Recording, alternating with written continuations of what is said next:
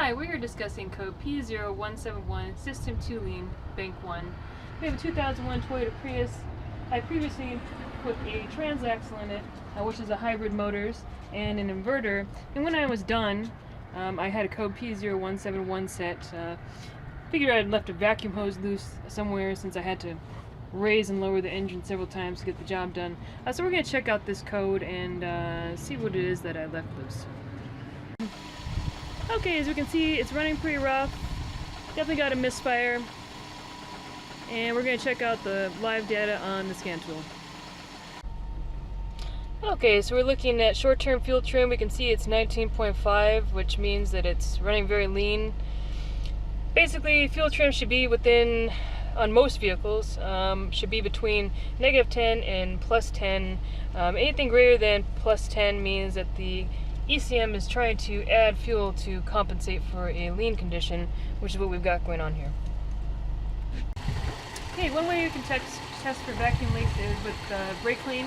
Spray it around where we think the potential leak might be. So we're going to listen for a change in engine RPMs when we spray the brake clean. And you can see when I spray it right here, the engine revs up. We're artificially enriching the air-fuel mixture with this brake clean, so we know that our leak is somewhere right in here. So we know our leak is somewhere in this area, and looking closely we can see here we have a hose disconnected, a vacuum hose. That's the source of our leak. All we have to do is put this guy back on, and then we're going to take a look at how the engine behaves once this hose is back on.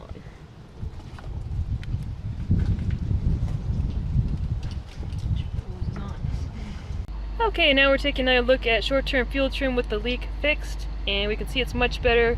It's definitely within spec. Like I said, was between -10 and +10 is where we want to be on most vehicles. Okay, here's one other way to check for vacuum leaks.